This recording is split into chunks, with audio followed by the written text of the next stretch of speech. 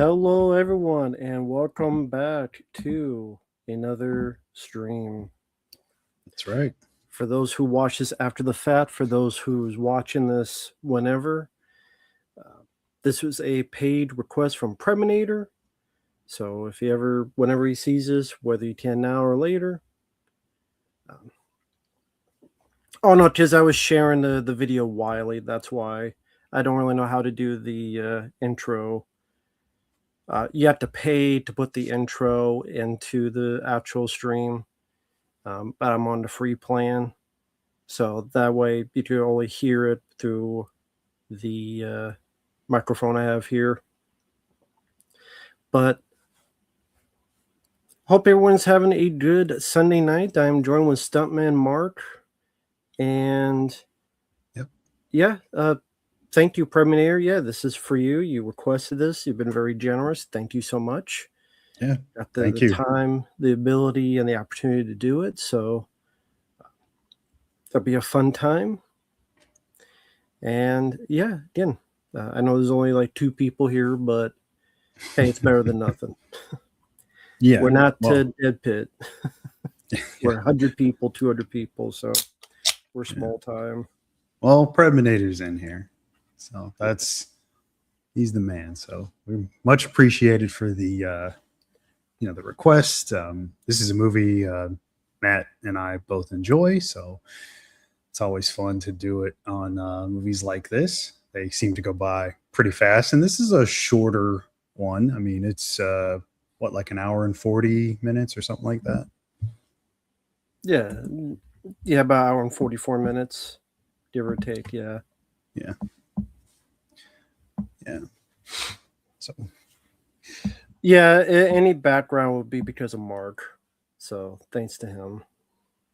Yeah, I mean, I didn't do an AI intro.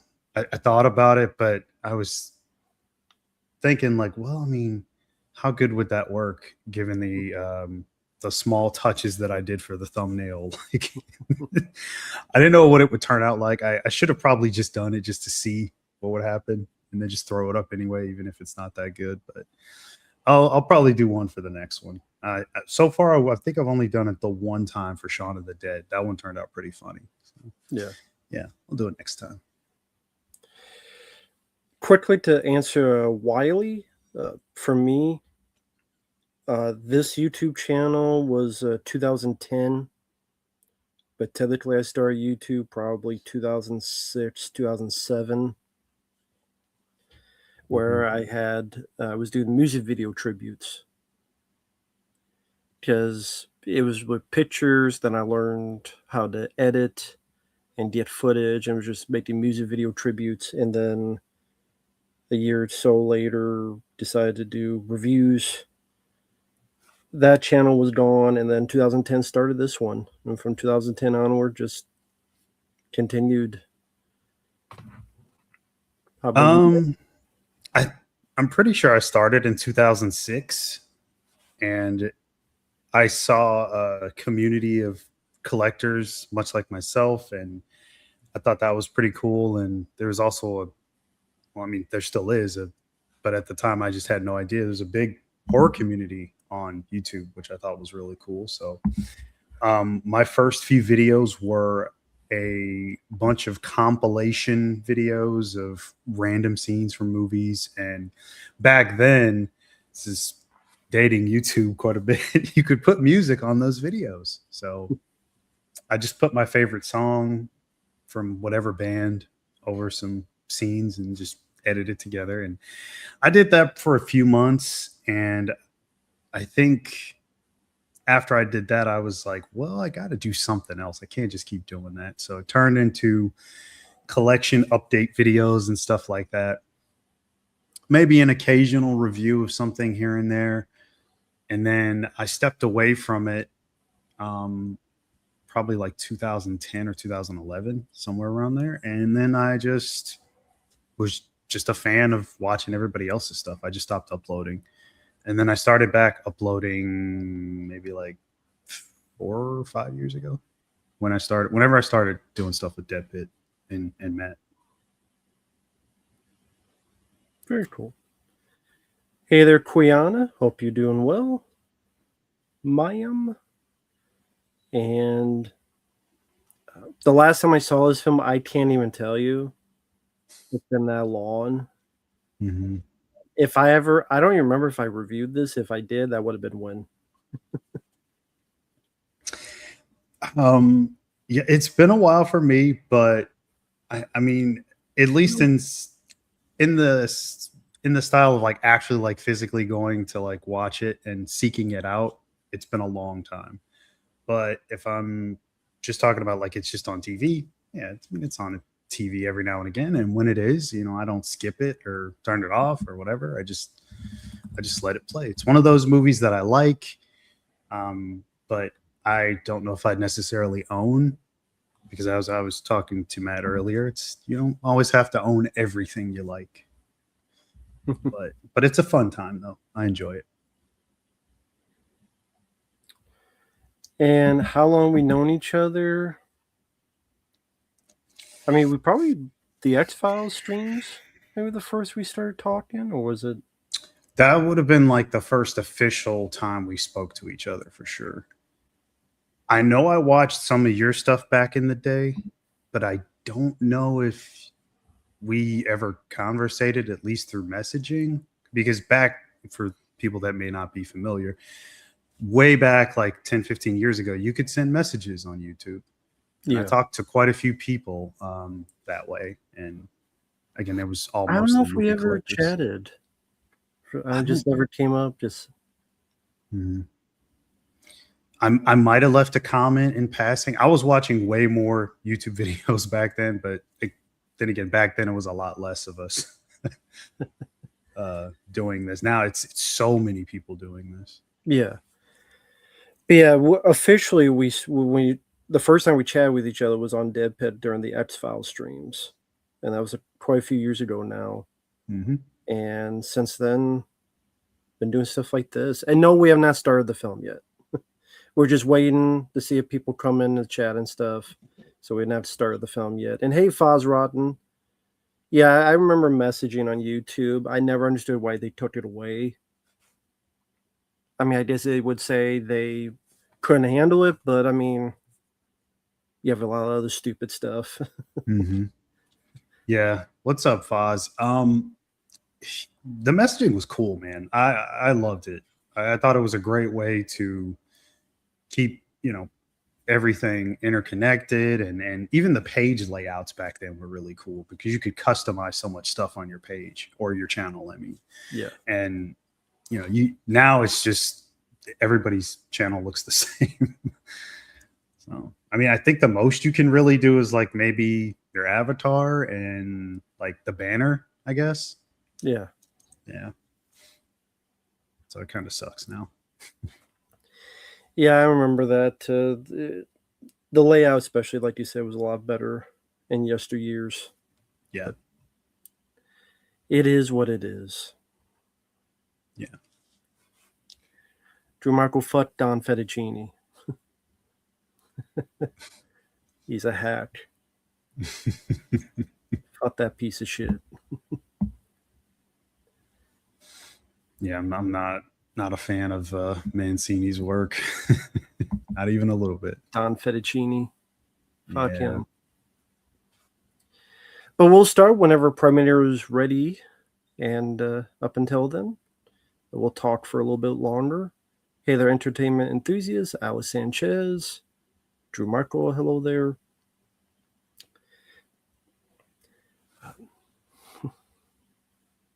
This is an interesting question. How do you feel about Shia LaBeouf as an actor? You a fan? Just not a fan, or? I like him as an actor. It's just he definitely has a lot of issues going on. Didn't he get arrested again or something?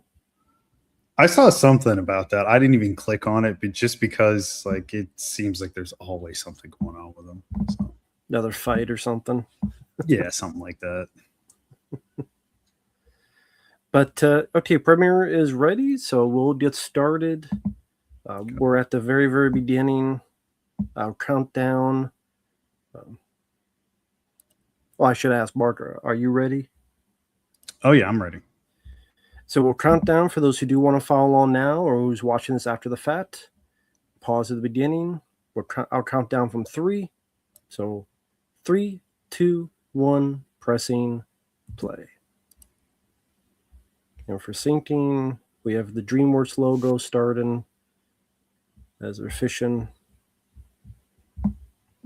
for a clue. And there should be only one cut of this film Yeah. just for anybody that might be wondering.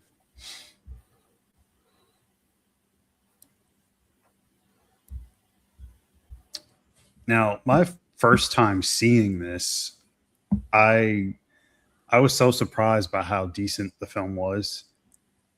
And when I saw the trailer, I was like, "Oh, that seems so familiar. I wonder what movie they're trying to emulate." Yeah. And I was dismissive. I was, because as a movie fan, you watch so many things, and you're like, "Well, that's just like this other thing. I'll skip it. Maybe I'll get to it one day."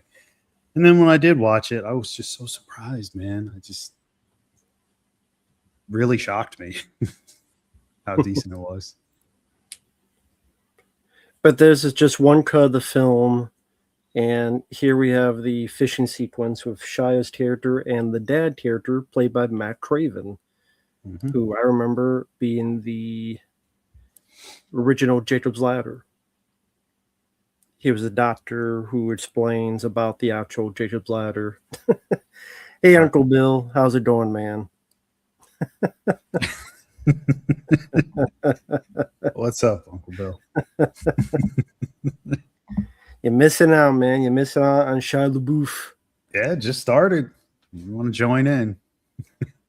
That's a no. I did guarantee he don't give a shit about Shia LaBeouf. He's got to get his Why did I ask him? His Sunday night Shia going. I'm sure he's busy, cutting his toenails. He likes them better than Shia LaBeouf. He's like, do I cut my toenails and shave my balls, or do I watch Shia LaBeouf? For him, maybe it's the same thing. Yeah. But I'm a sucker for Rear Window type of ideas. Road games with Stacy Keach being one of them. I love road games. It's a good Despite one. what Jamie Lee Curtis wants to say, she fucking hates everything because she's a dumb bitch. But she hates Terror Train. She hates road games. She hates, meh, meh, meh. She hates her whole career. Like anything, bitch. But I mean, whatever paid her the most. Activia. She likes Activia. Whatever the fuck she puts on her face. But I love road games. Rear Window. Have you seen the original Rear Window? I have. I would say it's one of my favorite Hitchcock films. I don't know about you. Same, yeah. And I mean, like you said, it's a teen version of Rear Window. It's a modern for the 2007. Mm-hmm. Adam, we just started. We're about 3 minutes and 13 seconds in. But I've never been fly fishing. I don't even like fishing. Fishing's boring as shit. I don't eat fish, so it would be very pointless for me to go fishing. Typically, you eat. Well, some people don't eat it; they just like the activity. Yeah, I get that, but it's just, I don't know. It seems very counterproductive. Do black people go fishing? I don't. I don't know about others. Let's see. I've never seen a black person fish. Even movies. Like, can you think of a movie? No, not off the top of my head. No. So why you don't talk on the phone while you're driving. Yeah, Shia wasn't paying attention, right? Mm-hmm. Just like his life, he's not paying attention. Just gets arrested all the goddamn time. Well, there you go. Quiana, she does go fishing. So there you go. There's one. Yeah, Gone Fish with Danny Glover. There we got 2. Oh shit! Yeah, that's right. Hey, Catrell, hope you're doing well. I don't like fish. I mean, I don't eat fish anyway. I eat chicken. Yeah, more of a Well, I mean, chicken I have it person. in real life. Have you, Uncle Bill? I dare to answer that question. But yeah, Shia LaBeouf, he started in, was it Even Stevens was the show? Was that what it was called? Or I didn't watch those shows. I know he Yeah, I did didn't Disney watch film either. Holes. I think that's what got him the part in this, actually. And I want to say this is what got him probably Transformers. I would say this. Well, this is the same year, Transformers, so Yeah, 37. I think Spielberg said he was impressed by his performance in that movie, in Holes, and that's why he got him in this. What's up there?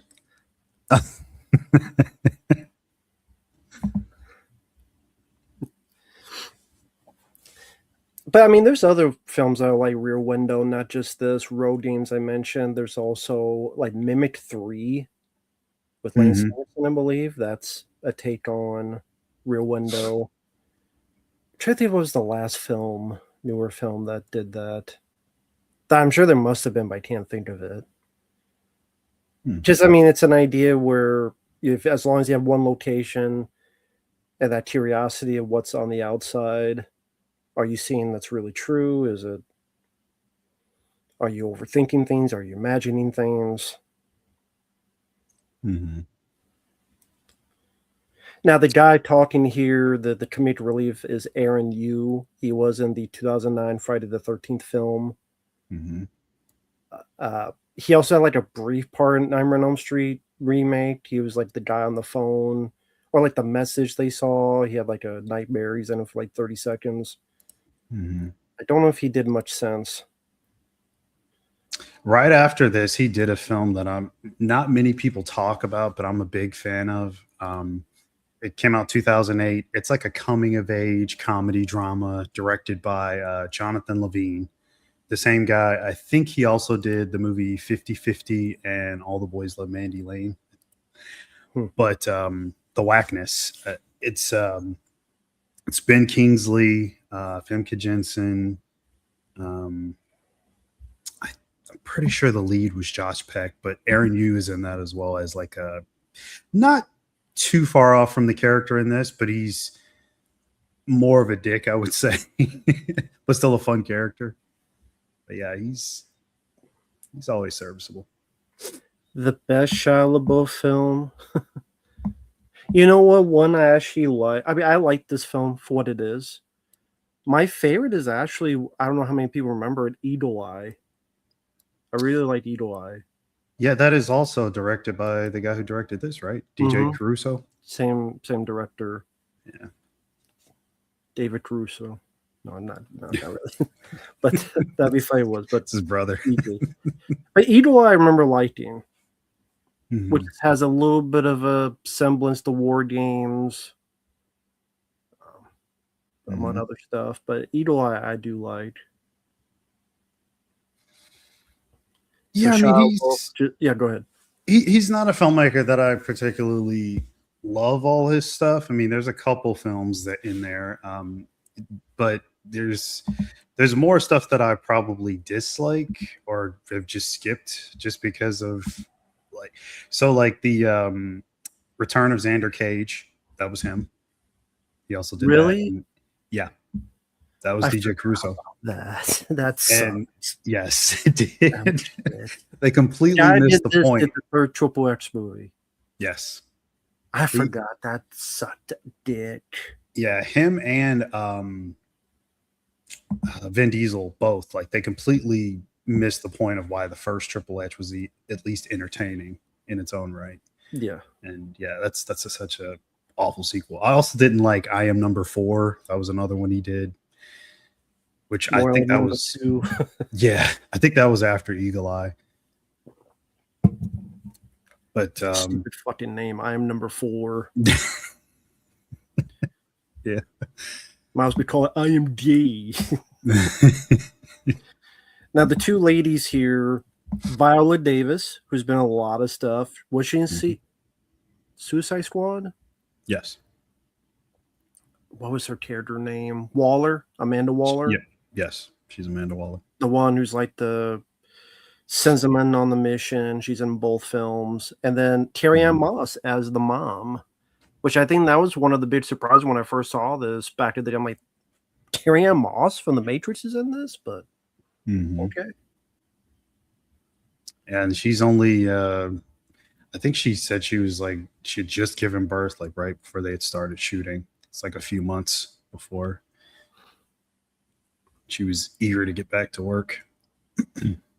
I do like Carrie Ann Moss. I've liked her and stuff. I think she was in Suspect Zero. Right. Yeah. I like that. I mean, I wonder how Uncle Bill would feel about that movie. I would feel like, because that movie, I always thought that like that was a better X-Files film than X-Files I Want to Believe. Yeah. I really did. Like, to me, I'm like, the story and the gist of Suspect Zero, I'm like, that's like the better X-Files movie. And it's got like Aaron Eckhart and Carrie Ann Moss is pretty much Mulder and Scully in that movie. Well, not exactly in terms of personality, but has a bit of that vibe to me at least. Yeah, no, I know what you mean.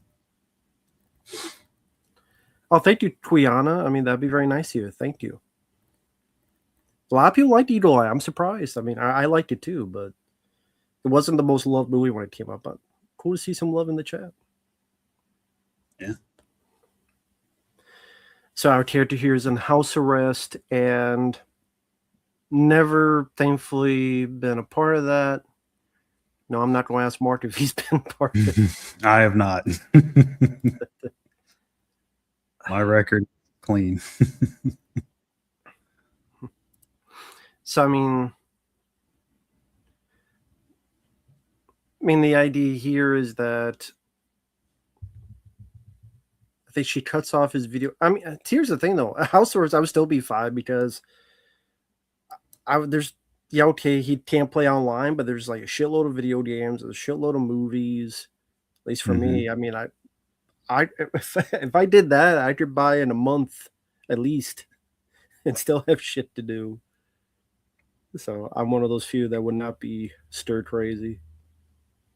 Yeah, that's well, I mean, is it also because you do have the freedom of choice to go outside or go interact or do whatever? I don't care about going outside. I'm just saying, Understood. like, if this was the case here, I'd pass as easily. I'd be like, yeah, just video game wise, I mean, fuck it. Take me a whole month just to do that. These video games. So, and yeah, with the it's amount like of movies and TV shows, exactly like it like when all the I have to do is pandemic rewatch was. my CSI Miami collection. There you go. I was gonna say something like that. Like you during the pandemic, that's what I did. I mean, I was totally fine. Just watched a ton of stuff and Yeah, I was gonna say that's the closest a lot of us probably came to was the pandemic, where you were forced to stay home over bullshit, some would say. yeah. Won't get into that, but yeah. There's a first clue on the TV, I believe. Oh, He's not really paying attention. The murder disappearance, was it? Or yeah.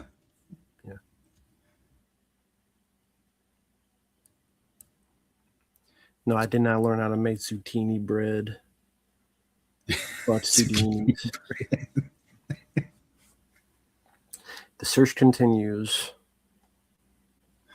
Yeah, I think they got sued over this movie, didn't they? I'm pretty sure I saw something about a lawsuit. If so, I don't know any details over it. So I remember Christopher Landon saying that Who's that? One of the writers of this film. Okay. And he also is probably most well known for Happy Death Day and the sequel. The same guy who wrote this did Happy Death Day. Yeah, he wrote and directed that too. But his first script, well, at least that he got paid for and actually was produced as is, was Another Day in Paradise, which is one of my favorite James Woods movies and possibly my favorite Larry Clark film. Very underrated. That's one that needs a release in 4K badly. Hopefully that happens. But um, he wrote this as spec. Um, Went around for quite a while. Nobody really seemed interested because they thought it was a little too similar with Rear Window.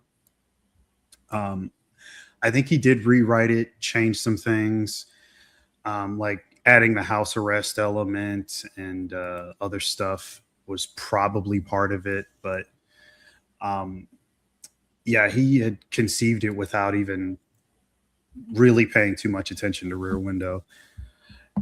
They still end up trying to sue him. It was the company, I can't remember the name of it, but it's whoever owns the rights to the original like story, not actually Rear Window the movie.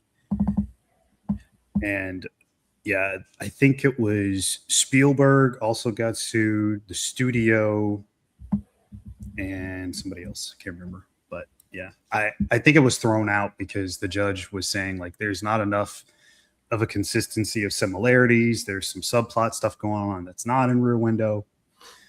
So, I mean, there's quite a few movies where, I mean, if you look at it at that basis and someone tries to sue for that, you could say that Fright Night would be, they ripped off Fright Night. Both of them have a teenage boy looking at their neighbor because they think something's going wrong, and the mother invites the person over, which I know Carrie Ann Moss does with David Morse in this film. She invites him over at some point. So, I mean, there's similarities enough in quite a few things, I'm sure, if you really look. But yeah, either way, the lawsuit was thrown out. Premiere, I did not watch much of Even Stevens. I didn't watch anything of Disney. Didn't even have the channel. Didn't watch any of that back to the day. And Shia LaBeouf, yeah, he was in Constantine. I love the film. He was fine in it. Yeah, I mean, he didn't do much in that, but yeah, he was fine. fine. But I do love Constantine. I didn't get the 4K, but did you get the 4K? Oh yeah, yeah, it's I right over figured. there. Yeah, I had to. Jacko is loving the setup. The Mark, yeah, Mark has a great setup in the back there. Oh, thanks, man. Appreciate that. And yeah, Deer Hunter, I reviewed The Tax Collector with Shia LaBeouf. That film sucked. I did see Tax Collector. I thought it was a cool idea, and premise wise, it seemed like it could work really well. It's the kind of thing I could see Ayer excelling at, but something about that movie, like after like about 25 minutes or so, it just takes a turn and it just never really catches back up with the potential that I think it had in the beginning.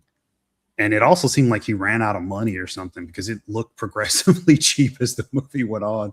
I know it was a low budget film anyway, but yeah.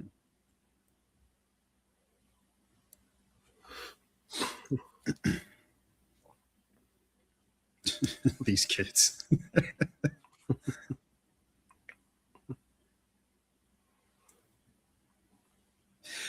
Oh, and then do you remember this cop that's coming up? Not yet. I mean, it'll probably come back to me once I see it. Okay.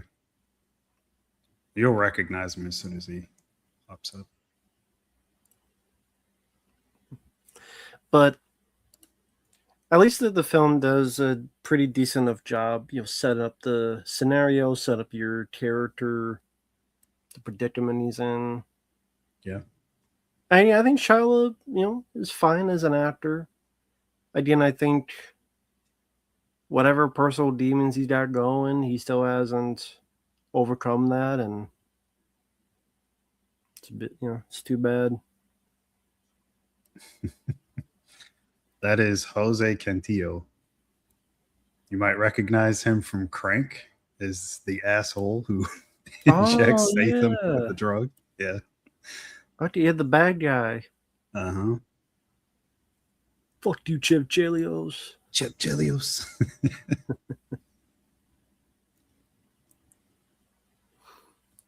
Okay, I knew you looked familiar. Yeah.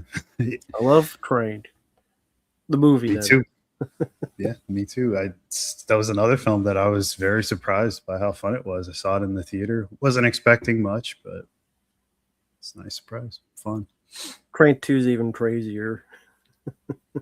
You know, I've seen the first one so many times. I've only seen the second one maybe once or twice. I need to give it another shot. Like, it's been so long. Yeah, it's even crazier. That's what I remember. Shoves a shotgun up someone's ass. Like he gets like lube or something. He shoves a shotgun up someone's ass. Jesus Does Statham does he does. pull the trigger? I think he warns him enough to get some info. Yeah. So I here, know it was a scenario where that actually did happen to somebody. what? Not that I was a part of, let me clarify. Okay, explain. So there's a guy that I worked with who he was a former paramedic, and he got into it, like a whole story about like a guy that I don't know if it was a gang thing or what, but it some kind of altercation, and the guy ended up with a shotgun up his butt, and then they pulled the trigger and blew out his stomach. He said the guy survived, but I have no idea how. So the paramedic within his job found the person afterward. Him and his partner, and they took the guy to the hospital. He was worried that he was going to die the whole time, which, I mean, I would be too. And he survived? Yeah.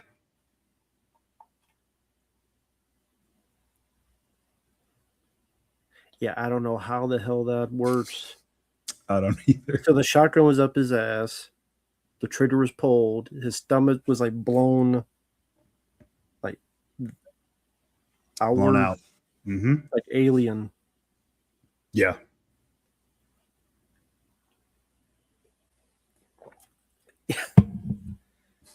You need to tell Uncle Bill this story. For Friday Night Lives, baby. Do you remember? Yeah. That is crazy.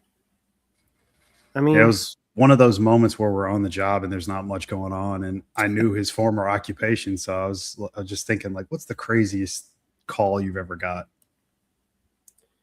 And that was it. yeah, that would do it. That would be the winner.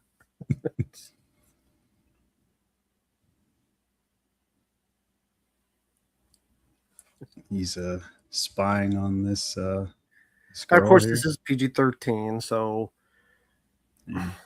does it feel? Did you ever feel a bit let down that it had to hold itself back because of the rating, or no? No, not really. They were going for that, I think, because I believe they had to resubmit it. I don't remember what they changed, but I know they got an R rating the first time, which I couldn't believe, because I'm like, there's like nothing in this that would even warrant an R, like not even a little bit.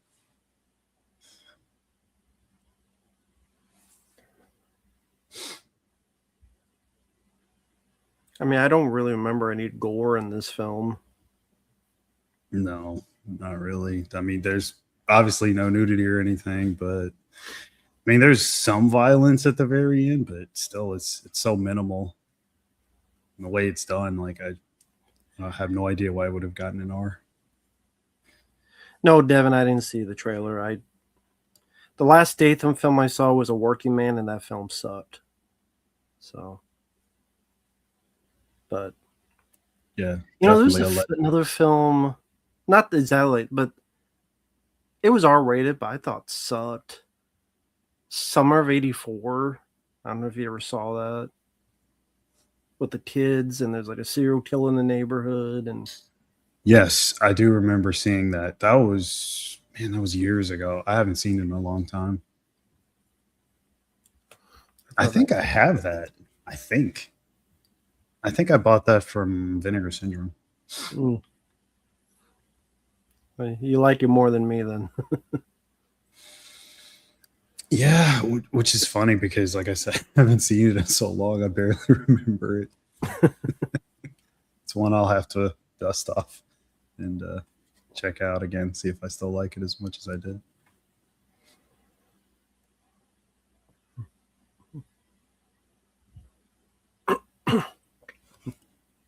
Yeah, she was not in too much else that I can remember. This girl here. Can you think of anything else she did? Playboy. I don't know. Um, should have, but beautiful lady. We'll give it that. Beautiful lady. I again don't know what else she's been in. I mean, the film did do well at the box office. It was a nice little Mm-hmm. surprise hit of that year. And then again, later in the year, Transformers would come out. It's definitely gave him a little bit of a 15 minutes of public fame because it was Transformers 2 and 3, Eagle Eye, Indiana Jones 4, etc. Yep. Some of those I Yeah. like, some of those I don't. Yeah, he definitely had his time there for a bit where he was, the guy. I'm not sure if he screwed it up for personal antics or if it was just, career choice transition. I know he said he likes doing smaller stuff or more independent type stuff now.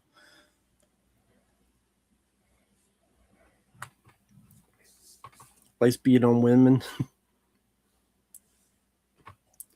That's one Does thing I he? heard. I don't know if it's true, but I heard that. I had Just not heard. yeah, because I remember he did the podcast with I want to say Frank was it Frank Grillo because they were both in that Brad Pitt war film, Okay. and I think there was like I think they I'm trying to remember they talked a little bit about that, Mhm. or it's been forever. Either they talked a little bit about that, or he did the interview, then he found out later about it and had to and talked to him a bit about it. Yeah, John Bernthal. Oh, John Bernthal. That's who it was. Not Frank Grillo. Sorry, John Bernthal. Oh, Fury. You're talking about Yeah, Fury, another David Ayer film. that's what it was. John Bernthal. Thank you. But yeah, it was John Bernthal, and you can find it on YouTube for those interested.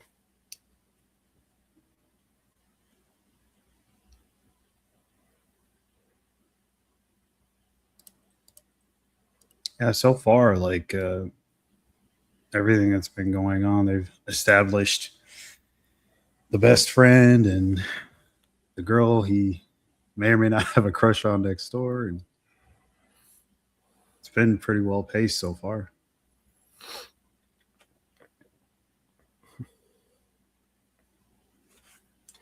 Yeah, I mean it's pretty simple story as is. Pretty much just so it's hard to know what to talk about during the commentary. I mean, there's not really a lot of location or background to talk about, or Mm-hmm. like I said, the director didn't. He did a few things afterward that weren't other than Eagle Eye. The rest weren't as good. No, I mean, I know he did. He was second unit on like Drop Zone and Nick of Time, which is not a good film either. But yeah, his career has been it's hit and miss. I'll say. Did not see this in theaters though. Would have been at when I worked at the video store. When I worked at the video store, I would have rented it for free. Just when you work at a video store, you can rent the movies for free, of course. Nice. Yeah, no, I definitely didn't go see this in the theater. Like I said, I was dismissive of it when it first came out. But Hmm. in time, I had seen it maybe like a 6 months to a year after it had come out. It was on DVD. I think that's how I first saw it. It might have been like a friend brought it over, or maybe it was a rental, blind rental. I can't remember.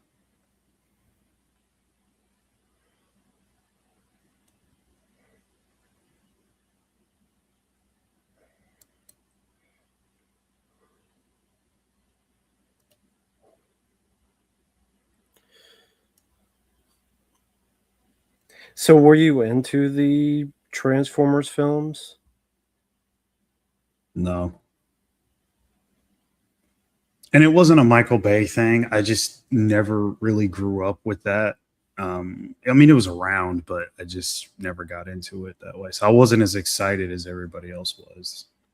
Um, I had, a couple friends that were excited about it coming out, and I think they went to go see it, but I was like, well, I'll catch it later. Dark Cloud says, watch this in theaters. 2007 was when it came out. Pretty basic story, but fun to watch in theaters back then.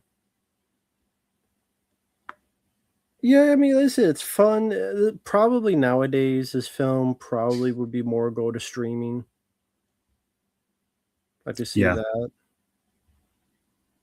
I could definitely see it. I mean, what was the budget like? I think it was like 20 million or something. Yeah, about And 20 it, million. I struggle to see like what they actually spent it on per se. Maybe salaries, I don't know. But yeah, that's the kind of budget that would have been completely stripped down if it was like a streaming thing. I don't see them spending that kind of money on it. Yeah, at least if it's released today. It's totally a Netflix movie. So yeah, Steven Spielberg was the executive producer, and he Hmm. wanted Shia cast because he liked the film Holes. Yeah, he said he really liked his performance in it. Oh yeah, this director did a film that was interesting with Val Kilmer called The Salton Sea. You saw that, right? Yes, I remember that film. He did that before this. That's an interesting film. Hmm. Val Kilmer, Vincent D'Onofrio. Vincent D'Onofrio plays a guy with no nose. Yeah. Just like the cocaine or something fucked it up. Glass in the cocaine or something like that. I was Mm. talking about like he So sniffed real it. life Artie Lang Oh yeah, thing. That's what happened to him. yeah.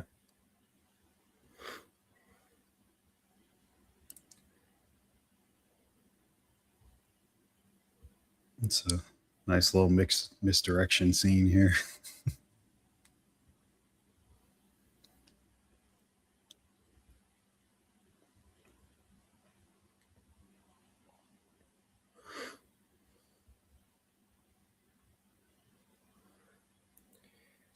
And this was filmed in California. Um, weren't the houses in different locations or something like that? Just says there's two cities, Whittier, California and Pasadena, California. Yeah, that's what I was. Yeah, two different cities, yeah. Hmm.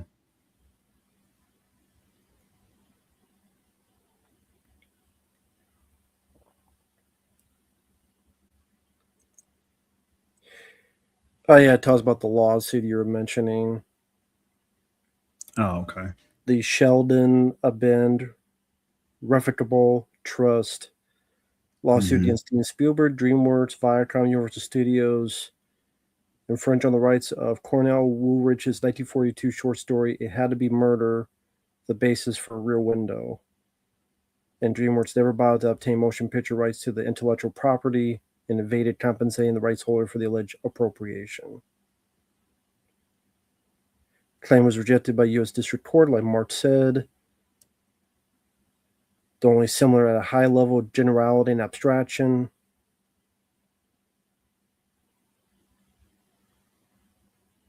So yeah, there you go. Get fucked. And what do you think of David Morse? We just seen him briefly there.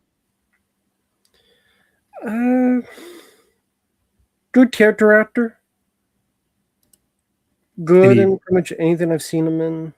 any particular favorite role or anything that stands out for you? Hmm. I mean, he was doing The Rock. He was doing Yeah. that, working with Ed Harris.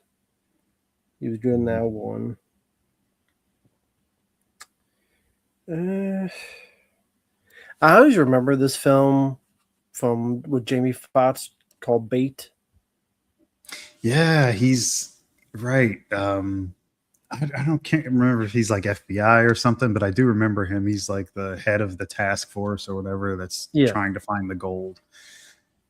And I think Jamie Kennedy's one of his workers, like his tech guys or something yeah. at the computer. Yeah.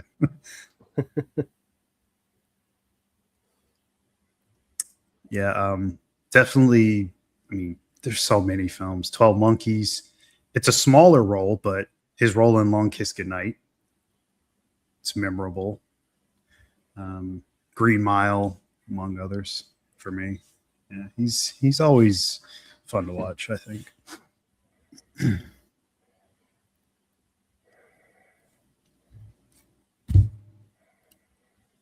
Also, yes. Each time I do a stream, like I don't get any messages the whole day. Then when I stream, I always get a message, and then I have to answer then. So apologies. At least I got Mark here, but every time.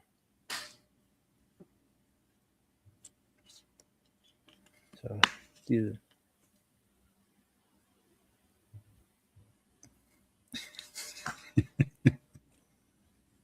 Yeah, they play it so smooth when she shows up finally.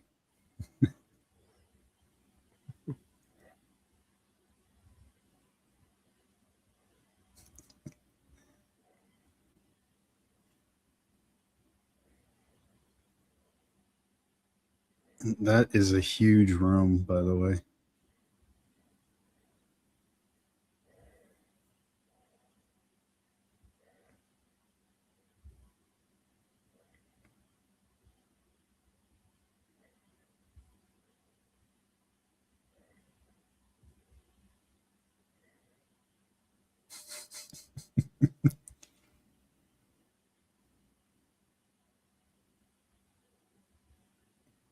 There you go.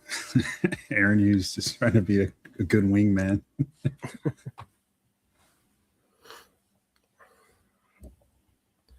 Oh, hey there, Sloan. Hope you're doing well. Hey there, Great B. Hope you're doing well too. Hope everything's going well for you. Yeah, sorry, Chad. I'm so busy talking and watching the movie I'm neglecting. But I don't hello to know. everybody that just came in. Tim says, I think Transformers is the only decent movie of that franchise. Just my opinion, of course. Yeah, I get that. I kind of agree. But if I never watch any of those films again, I wouldn't be unhappy. At least not really. Yeah, I don't own a single one of those movies. I Yeah. did see One Battle After Another, and I was very disappointed by it. It is dog shit. I don't have that much hate for it per se, but it certainly was not what I wanted it to be. That being said, I didn't have any reference for like the original source material beforehand or anything. It just, I don't know. From everything I had heard from everybody talking about it and like seeing the trailer, it just seemed like it was going to be a completely different kind of film, and it was very average and forgettable. Yeah, Disturbia did well when it came out. It made, I want to say, around 70 million in the US. Um, it made over 100 million worldwide. Oh, 80 million. Made 80 million in the US. A grand total of 118 million worldwide on just a $20 million budget. So, yeah, it's pretty good. Yeah.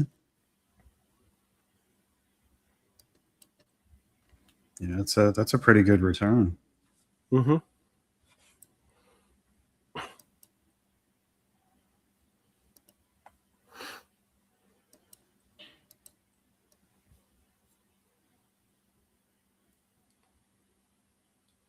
I gotta say, for a girl that's only met them for like a day or so, she got pretty quickly involved comfortably with the situation to do all this. It Hmm. was a bit strange. Yeah, she's that bored at her house where well, I guess she's new to the area. She happens to see some guys that aren't too creepy. So she's like, hey, we'll hang out all the And not time now. afraid that they'll game bang her. No survival instincts, perhaps. Yeah. Hey, these two people, I don't know them. They may drug me and do a Bill Cosby on me. Yeah, she is very trusting. See how that gets her in life. Here, go meet Bill Cosby. Bill Cosby.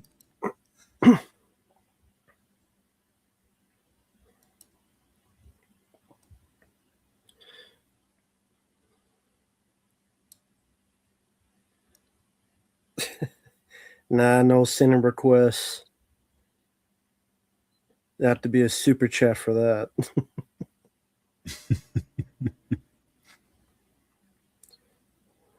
I do like Statham's films. I'm a fan.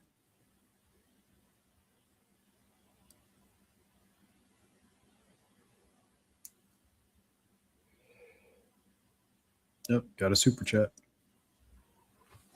Okay, I was going to look to what happened with Shia LaBeouf, but I'll read this first. Thank you, Joe. I do appreciate it. You guys like Zero and Holes. I don't know who Zero is. I don't remember. I remember not minding the film. I remember it being like a bit of a decent movie, considering it's not the type of film I usually gravitate towards. But I remember Hmm. like the characters, the writing was fun for a kids film. It was worth a watch. So no, I did not even know there was a reunion. Like Shia LaBeouf was there. If so, I'd be surprised. But no, I did not see the reunion. But I remember liking the film. I see. I haven't seen it in so long. I literally just remember them digging holes in like the desert or something. Like that's like literally all I remember. I remember some of the cast, but I haven't seen that movie in God. It's been like 20 years.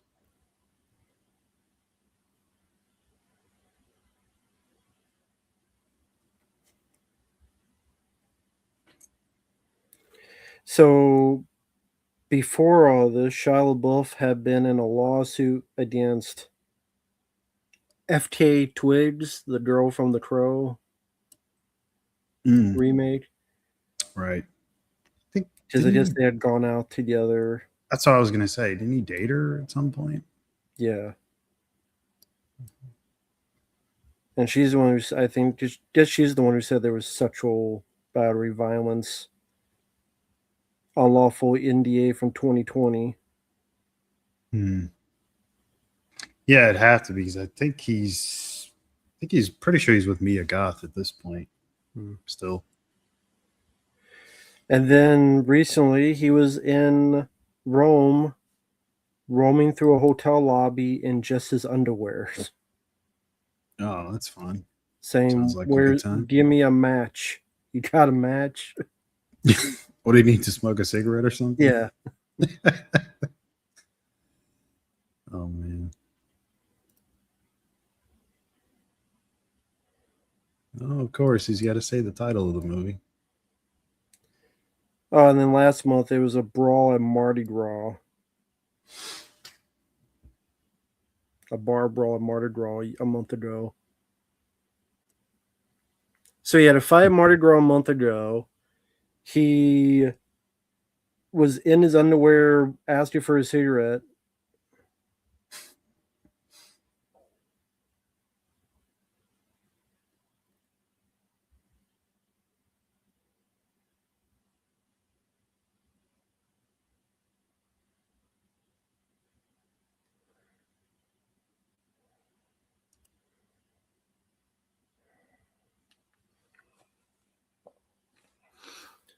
So yeah, a lot of dumb shit.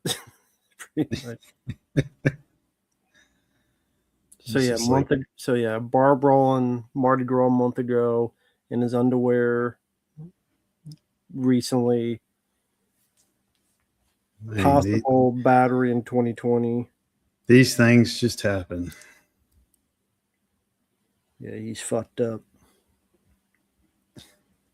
He's a bit fucked up. Is it the only spot in your house you can stand to like undress a girl? Like, I'll stand right in front of my window. It has no drapes. So everybody can see me take her clothes off. Well, if he did hit the girl, fuck him. If he did do that. Because you don't do that, or you're a piece of shit. No, yeah, I mean that's fucked. Yeah.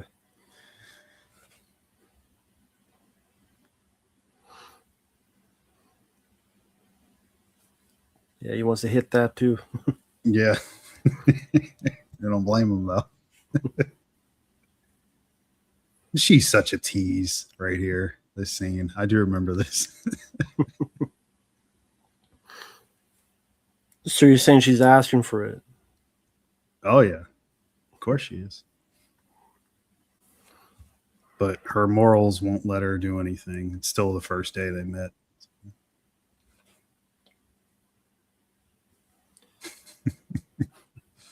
She's got to leave him wanting more.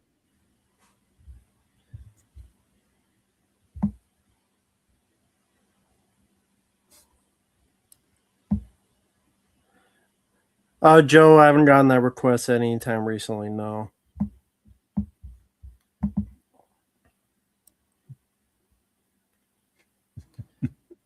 What do you think it is about the idea of the real window that's enticing to a viewer, or perhaps is interesting for a viewer, since there's been so many films like this made? What is it that makes it enticing for a film? Um,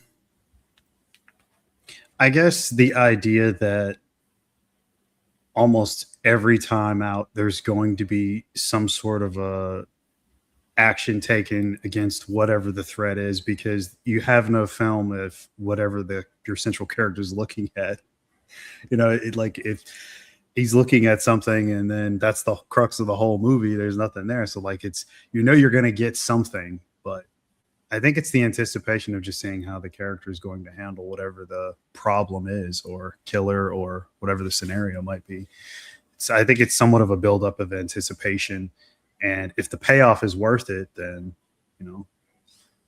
keep the viewer coming back. At least for repeat viewings, anyway.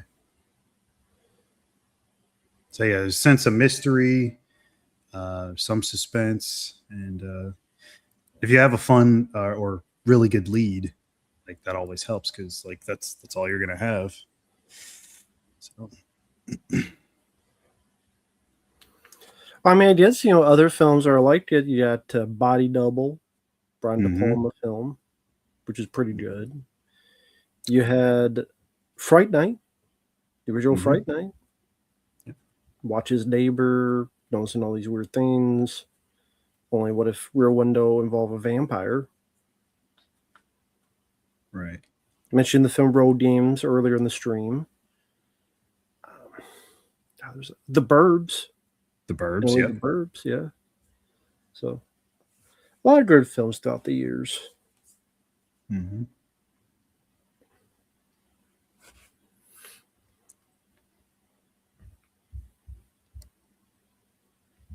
Now, is there a flash on camcorders? So that's what that was, right? I guess. Like he pressed something and there was a flash. I didn't know there was a flash on camcorders. Yeah, I don't know. I mean, why would you even need a flash on a camcorder? You just record the shit. Like, right. Exactly. Either it have night vision, or maybe there's like a built-in like steady light, but the flash was very weird. I mean, I get the point of it for the scene. It's a kind of an unusual thing. now I don't know many camcorders that have. I mean, maybe they could, but I don't know why they would.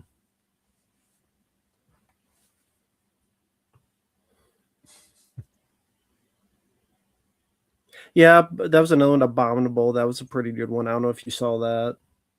Abominable. Is the Bigfoot Yeah. one? Yeah, it's like set in the snow, right? From like mid 2000s, unless there's another one I'm thinking of. I don't remember the snow. Matt McCoy stars in it. He's in a wheelchair,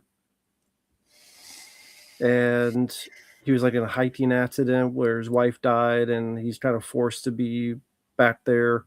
Then across is a house with a bunch of ladies. Tiffany Shepis, I think, is one of them. Yep, that's it. That's the one. Okay. I don't Mhm. remember snow. I, God, I haven't seen it in so long, but I do remember liking it. I remember some good practical effects and whatnot. Yeah, that's one I got to revisit too. I got the was it MVD Yeah, Blu-ray? Yeah. yeah, I saw that they put it out. I just haven't snagged it yet.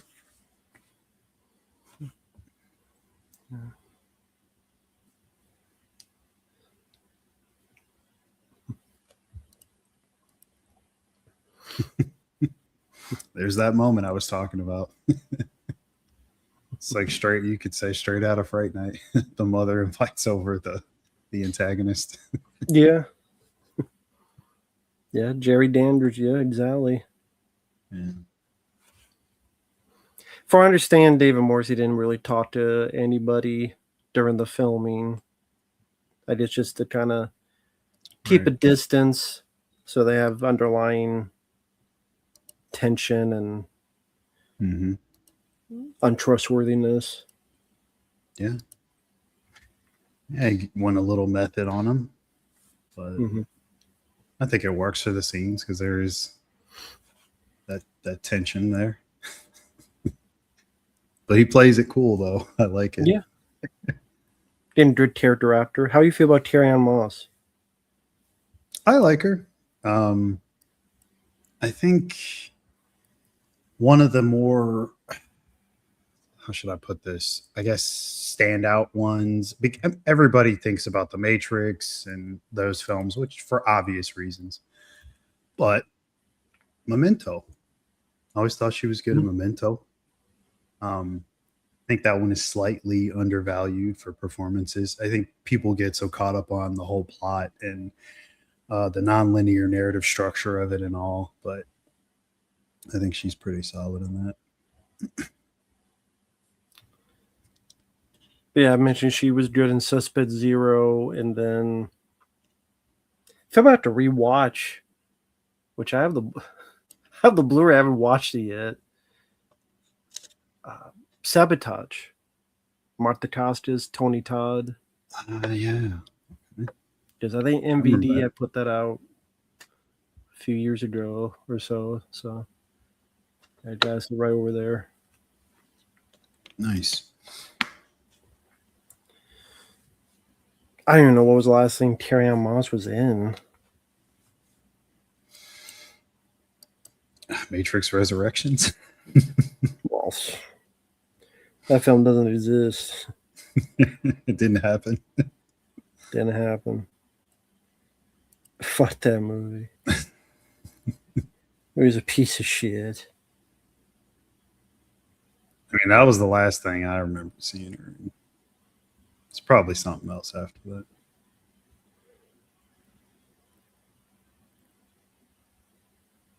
I forgot she was in the Bye Bye Man.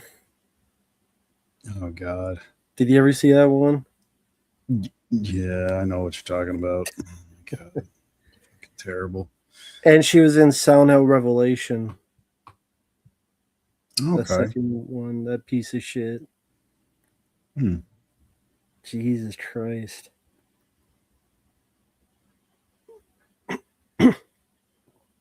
So the lady is Sarah Romer. And I'm looking at what else she's done. She was in The Grudge 2, that classic.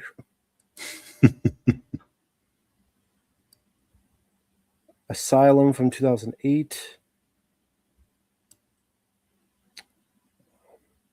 She was in something called Survive the Game with Bruce Willis and Chad Michael Murray.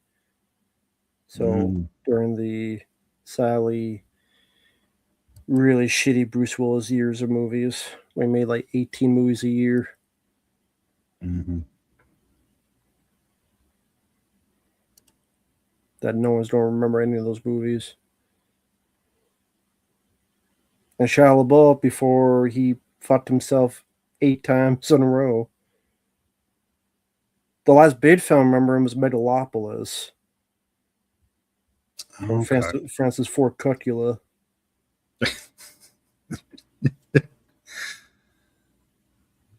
Which he's a piece of shit. Fuck Francis Ford Coppola. He's a piece of shit. Fuck him. He don't suck a fucking blood covered dick. God. What did he do to you? He's a piece of shit. What he did to that kid back in the day from Clown House? Right, yeah, the Salva thing, yeah. And that guy commented under my video. The star of Clown House. I remember you posted that in the Discord, yeah. And he's like, you know what? You're pretty close on what you were saying about, I'm guessing, Coppola. Mm-hmm. That he pressured him and don't say anything, or because Victor Salva was his butt buddy, his pet project of a director. I think Clouds might have been released under one of his companies or something like that. Right. So he probably, I don't know. You never know with these directors. For all I know, he's one of them too. Who knows? But nothing confirmed, no. But Victor Salva is, and he protected him. Yeah, that's bullshit. Whether because he was into it as well, or he just wanted to protect his buddy. And anyway, fuck him. Piece of shit. Yeah. Just like these kids, pieces of shits. Yeah. Fuck these kids too.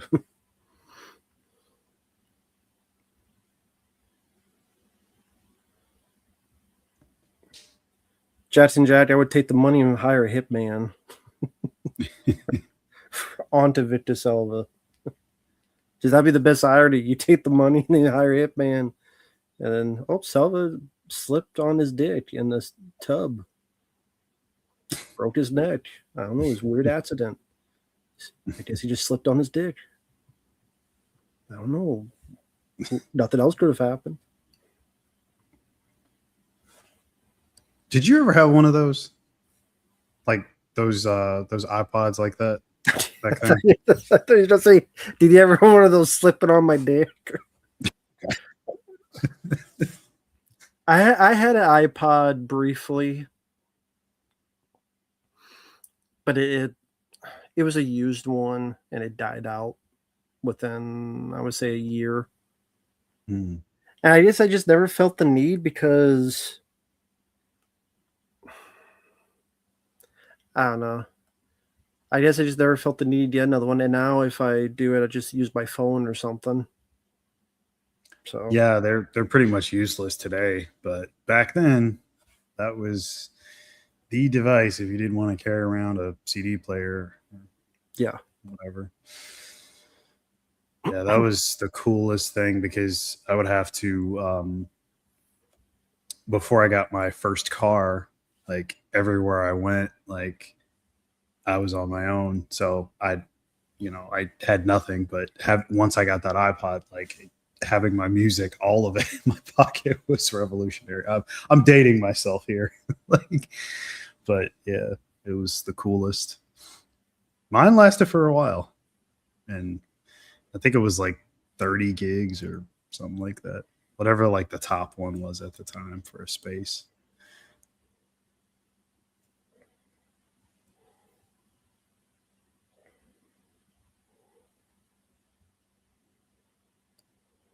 Now, I know he couldn't go to the party, but I mean, was that really the smooth move to make? Like fucking turning on that song? to fuck with her. I I don't know. Probably not.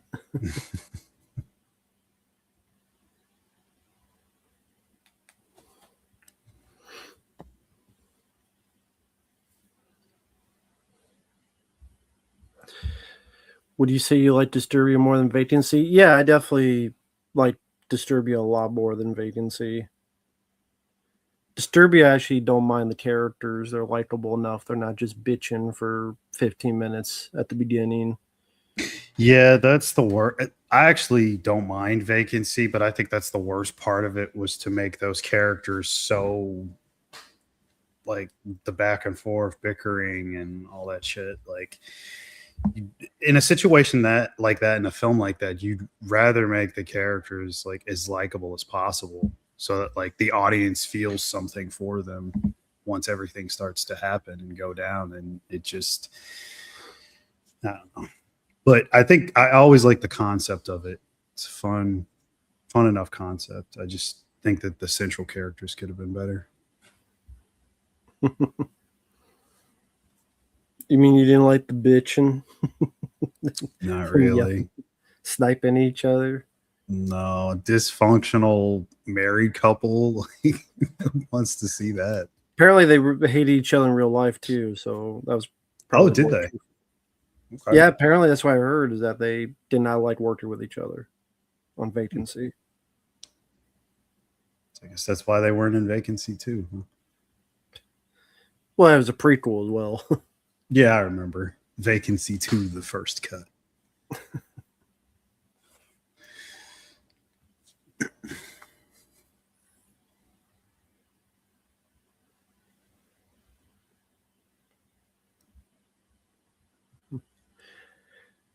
Well, see, now with this, you would just record it with your phone and just, Mm-hmm. there you go. So I know there's a film, was it Shut In or no? There was another movie that came out a few years ago during the pandemic that wasn't that good. That was it called Shut In? Can't remember. Was not as good. There's like this motif, like Rear Window and such. Okay. No, I wasn't Shut In. Can't remember what it was. No, it was 2016. No, I can't remember what it was now. It wasn't Shut In. I can't remember the name. What's funny is I know I reviewed it and I can't remember the damn movie.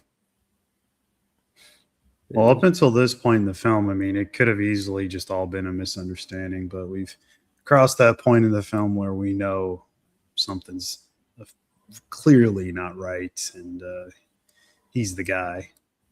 But how are they gonna foil his plans? How are they gonna catch him in the act? That's part of the mystery.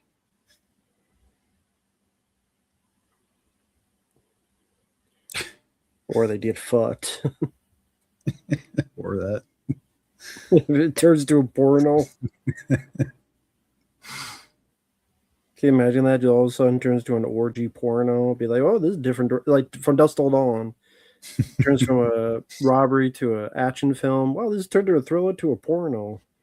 I didn't expect this. As long as I don't have to see Shia naked, I'm good. What if you did? Jeez, I don't know if it'd be worth it. I really don't. Do I watch YMS? No, because he's a sicko. He advocates for dog fucking.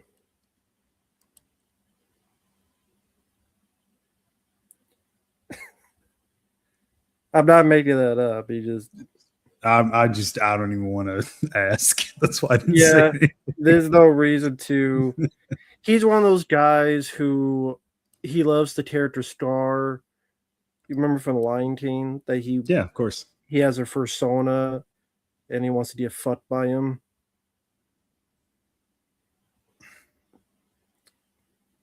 I'm guessing in the ass. Hmm. So he's one of those. He's a furry, but he's a furry that likes wants Star to fuck him in the ass. God, what's Yep. going on with the world? Like, If I know, man.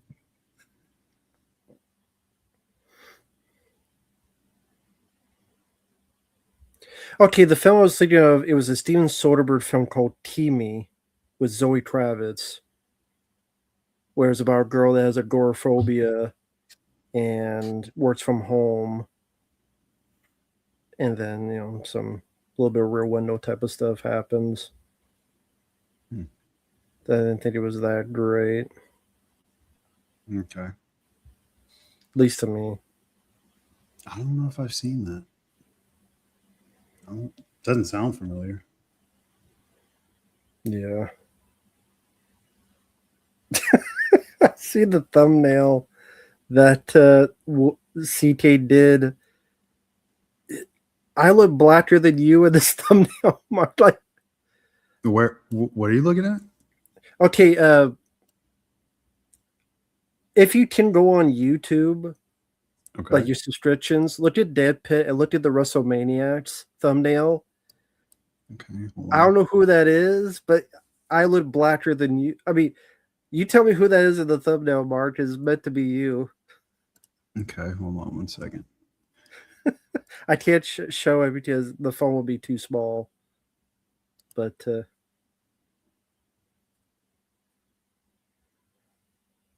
WrestleManiacs. WrestleMania 22. That one. no, WrestleMania 42 post show Oh, upcoming. 42. Yeah, 42. I said 22. Yeah, I see it.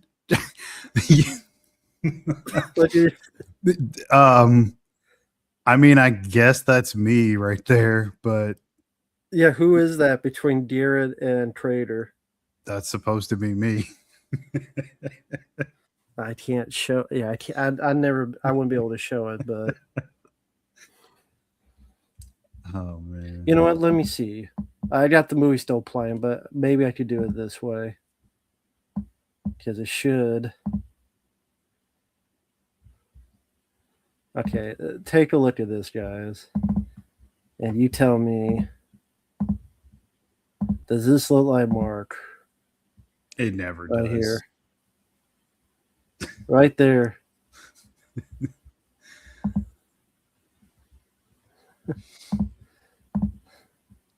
Look at that. It never looks like me.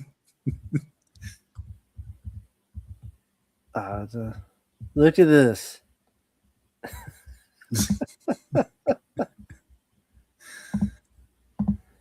Like, look at this.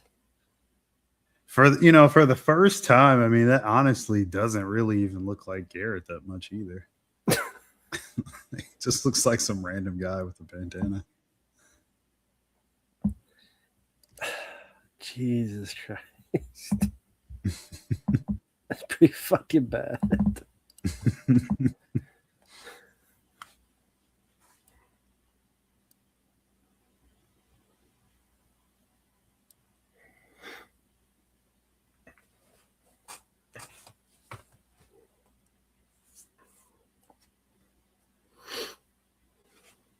And so their little plan did not work out in their favor. And she wants out, which is not cool. She's supposed to be part of the team. Mm-hmm. She gave up.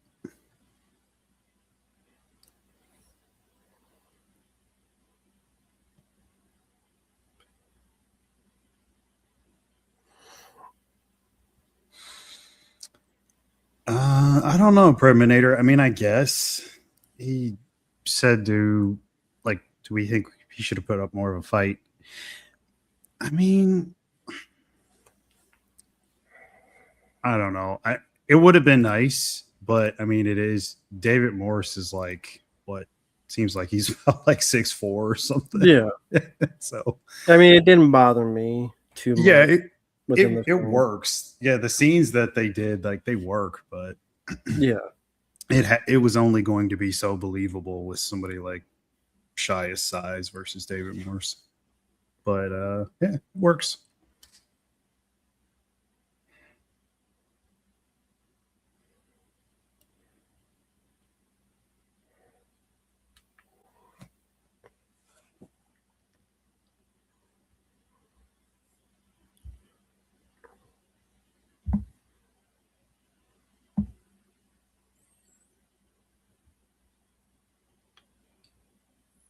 How the hell do you leave your phone in this car?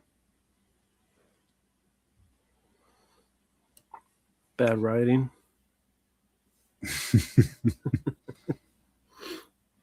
Convenient writing. Yeah.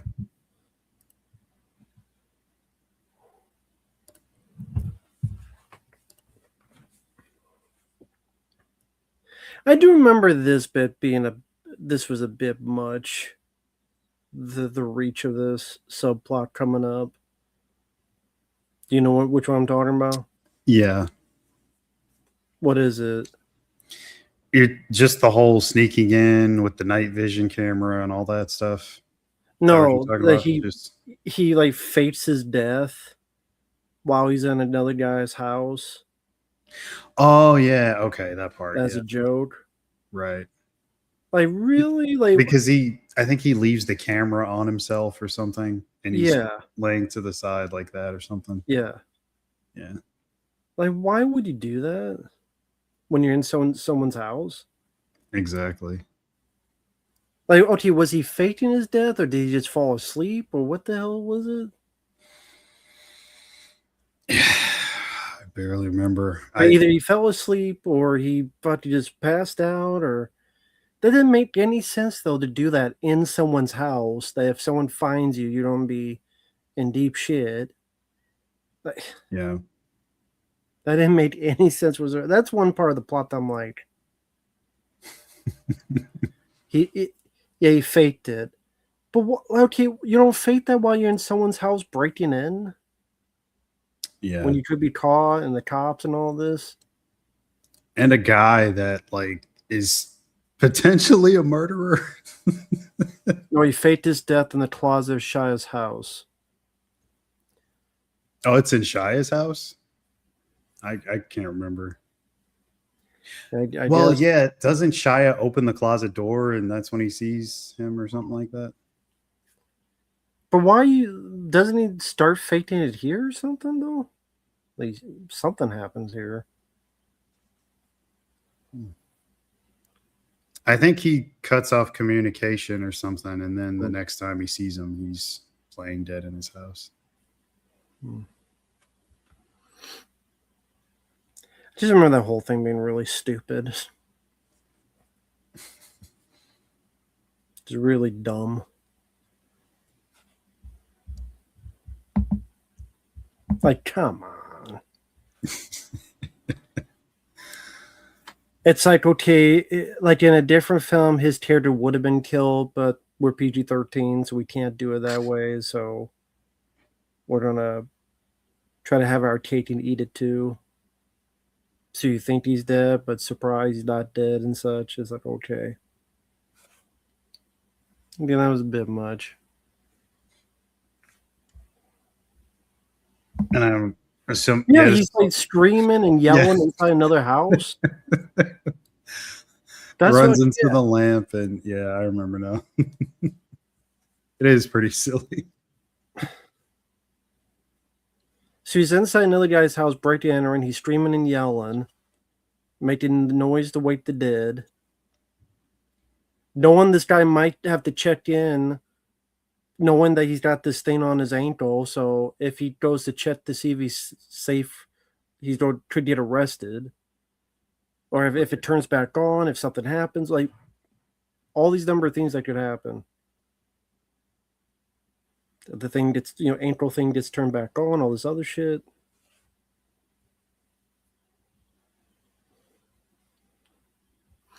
That's like the dumbest decision you could do. Maybe that's just me.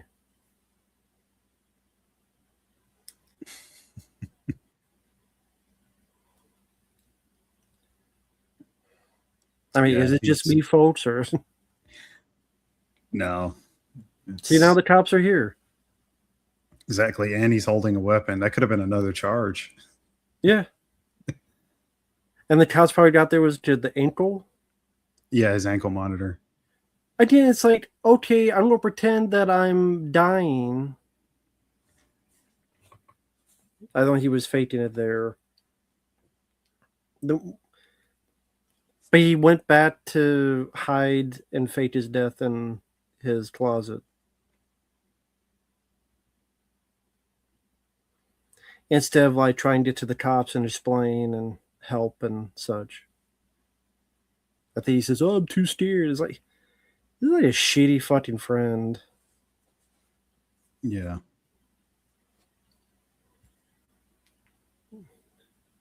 Just says, like, I don't know, just a shitty friend.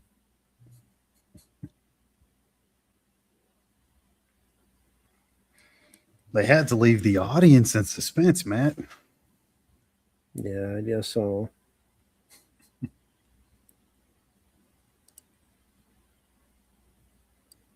Yeah, I guess so.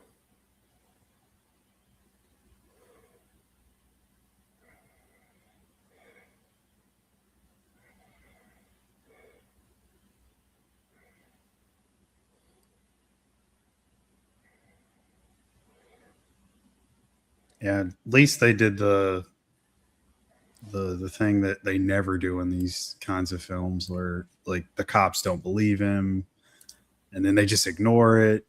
But all the way up until you think like, hey, like they might have actually found something. But I think it's like a dead deer or something. Mm-hmm.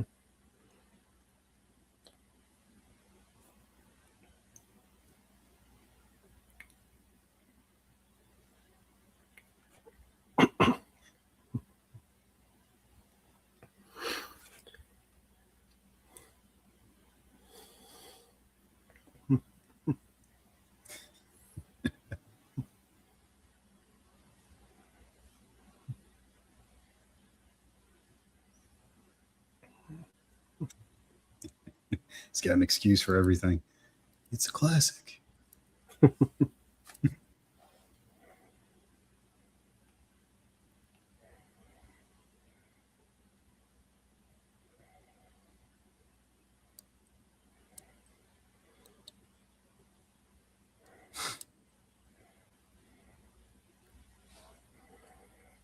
Premiere, I don't know for certain. I just would have a feeling that wouldn't really be into films like Disturbia.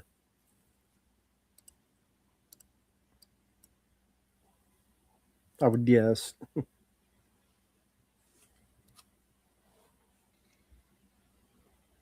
Yeah, I mean, I don't see them liking it.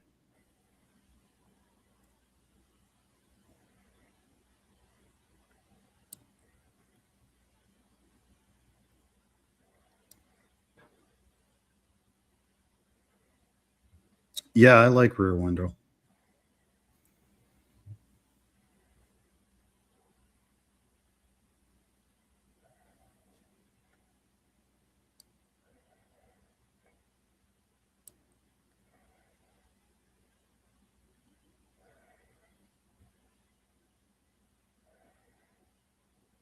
And they don't really give her that much to do in this. She does a little bit more, and like I guess we're entering like the final act of the film. Mm-hmm. But how do you feel about the whole ending thing? The all the stuff under his house and all that. Uh, I don't mind that kind of stuff. I'm a sucker for that kind of stuff. People under the stairs, things of that nature. As long as it's not crazy like fucking Barbarian. Where there's like Yeah. 3 football fields worth of tunnels. Hey, look, There's more he's been there's working more on tunnels that under for there than there were in Vietnam. yeah, he's working on that for like 40 years. Just Like digging that, like in tunnels. Barbarian, that's one of the things I'm like, I know it's a movie, but come on, how the fuck is there 3 football fields worth of fucking tunnels that I've seen? There are mines.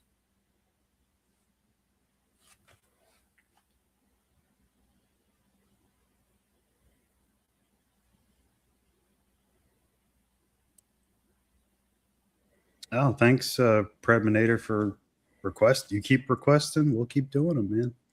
Yeah, thank you, Premier. I really appreciate it, man. Yeah, Gore Obsessed, me and Mark, we both like this film. I know I haven't said much because of the film, I think, kind of speaks for itself. I do think the acting's pretty good. I think uh, the plot, I'm a sucker for the subject material, the type of movie it is. I mentioned quite a few films like it. I think just the acting, the characters, the likability of the characters, all make it at least worth a watch. It goes at a good enough pace. It's not boring or anything. So, Mm-hmm.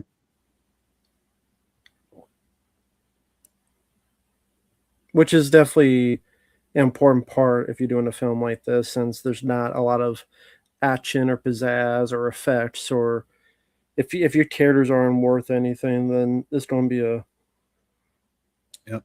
a shitty fucking. Yeah, that's what I was saying earlier. Like your characters have to be worth it for the audience, and especially like the reveal at the end, because in certain films like this, not all, but certain ones, like they sort of leave everything up to the imagination until you get to the final act, and you got to hit them with the payoff.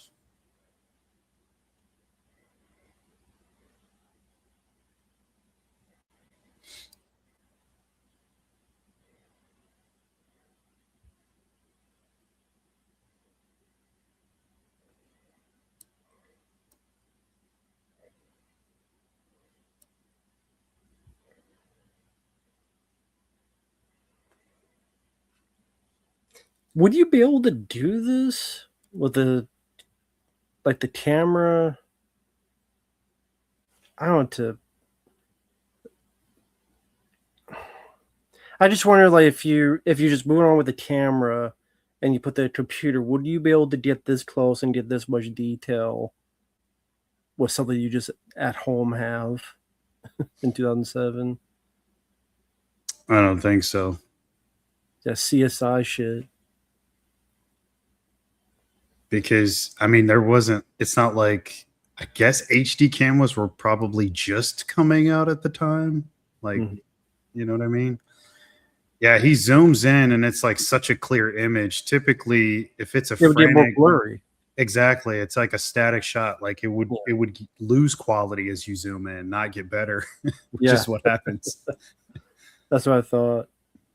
Hey, Phantasma, thanks for stopping by. No, Shia has not shown up in his underwear asking for a match or got into a brawl like he did in Mardi Gras or anything of the sort, no.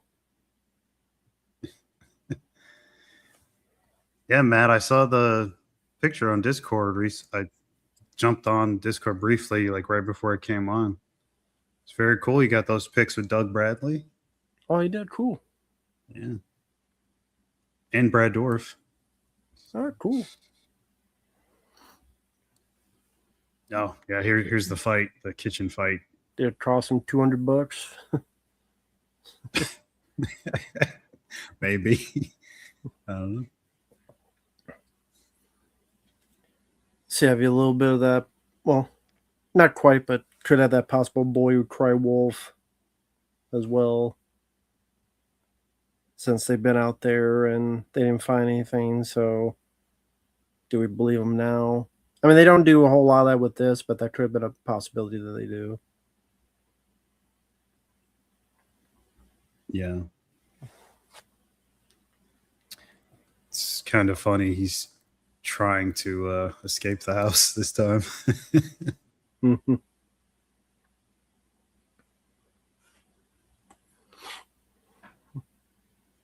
He almost made it too.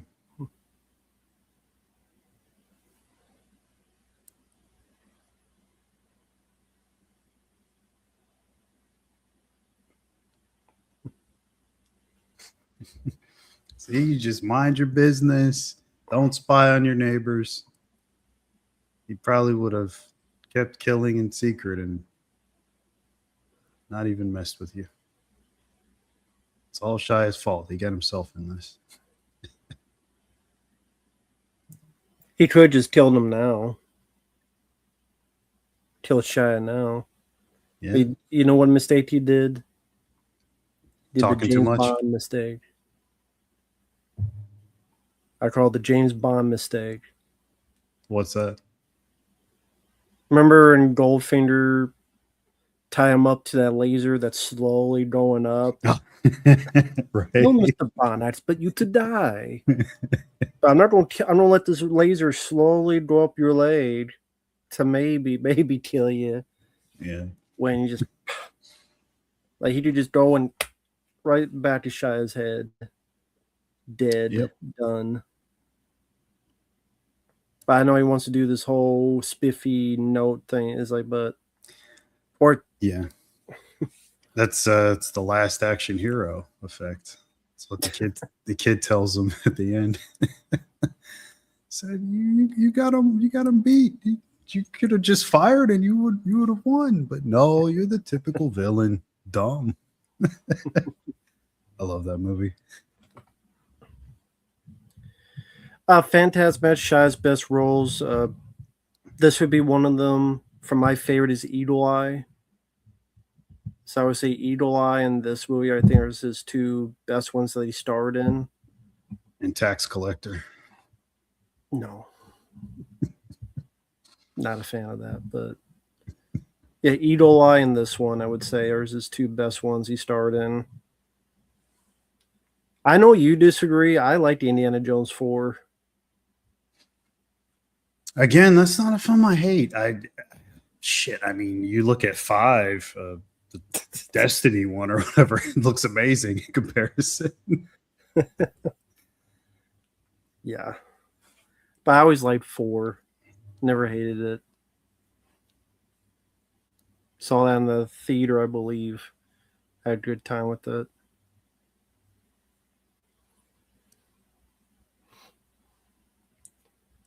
But yeah, this an Eagle Eye.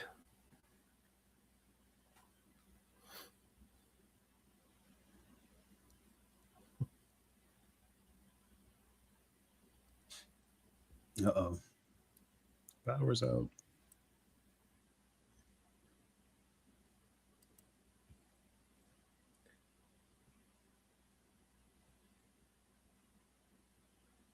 I mean, really, this probably has more in connection, not really to a horror film, but those films in the 90s like Pacific Heights or, those thrillers, A Lawful Entry, where they're Yeah, thrillers and not quite horror. yeah, definitely.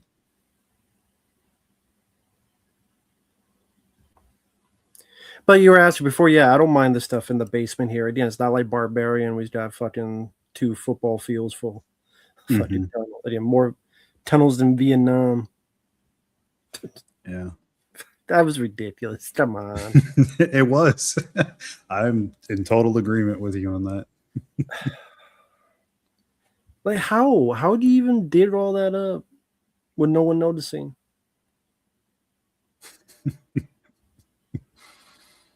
How the fuck? He got creative. Maybe he hired like a construction team or something. We just don't know. That no one's gonna question, why are you making these sex dungeons? Fuck it. Under your basement, these death dungeons. They're like 5 miles wide. He's building a resort. It's just underground. That's all.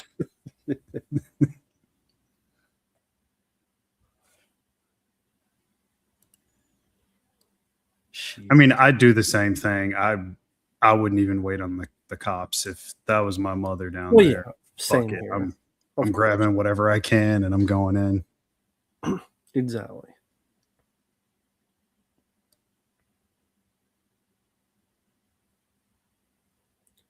Well, that's another appealing thing I think anyone could relate to. A kid saving his mom, because usually it's the girlfriend or the wife. Mm-hmm. It's not a lot that you're saving your mom, so that's definitely something most people could relate to. Yeah. And she's all that he has left anyway. Yeah, So. up to the beginning, yeah. Right. Unless you really, really hate your mom. Yeah, there's that. So nowadays you'd have your phone, you use your phone as a flashlight, all this other stuff. Yeah.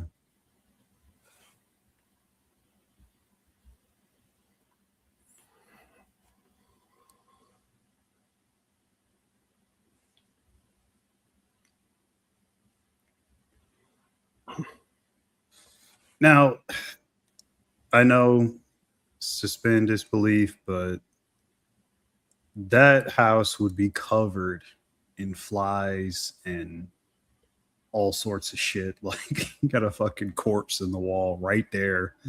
Like, not even like buried under anything. It's like as soon as you breach the wall, it's right there in your face. By Yeah, but event, in no less. plastic, right? Hmm? Maybe he put something over it. It's just funny, like that the body's right there at the vent. You'd think he'd, hide it a little bit better than that.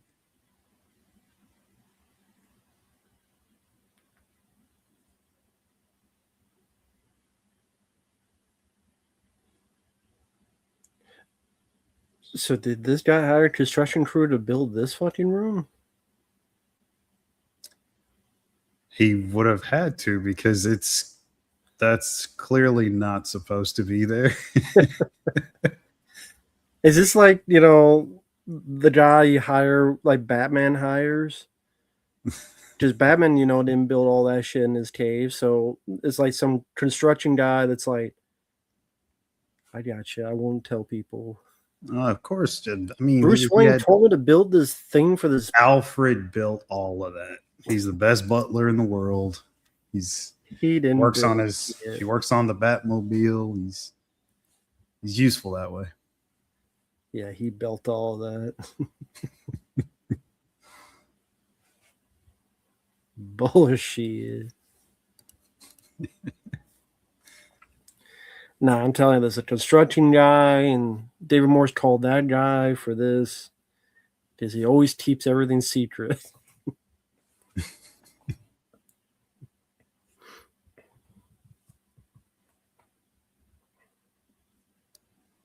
I do remember a story about David Morse. Like, I think during the kitchen fight, he broke his fingers or something.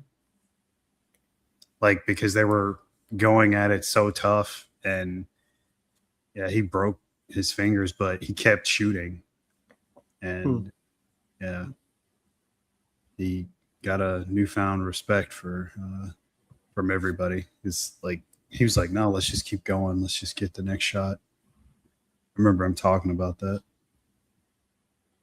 Shia talking about that. Or General, they did say Rambo built all that in Rambo 5, and that was fucking stupid too. All those tunnels in Rambo 5. They say Rambo built it all. It was stupid. Well, didn't Jason do that in the Friday remake? He had all those tunnels. Well, they were already there. There's Where like are a they? mine. Oh, okay. I can't even remember. It's been a while since I've seen that. Yeah, Oh, there's like a place for mines and stuff. he just killed that cop. Yep. Before Statham did it. Yeah. That's for Chev Chilios.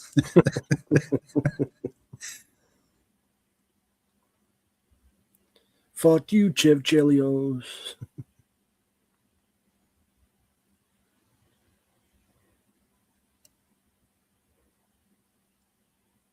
So he got out of the poltergeist pool. Yep.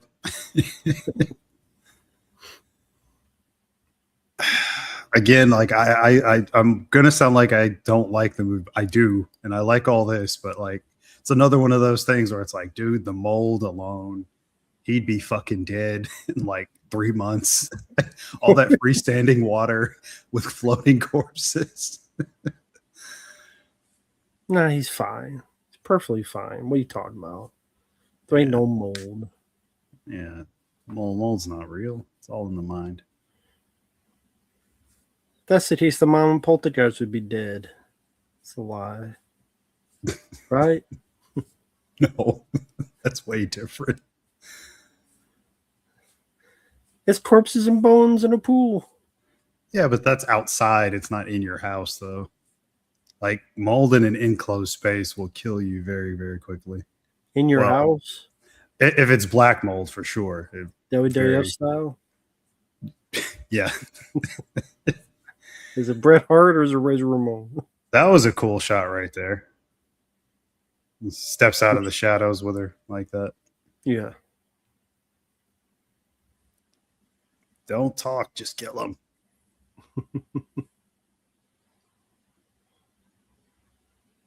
Oh, he backhanded her. Look at that.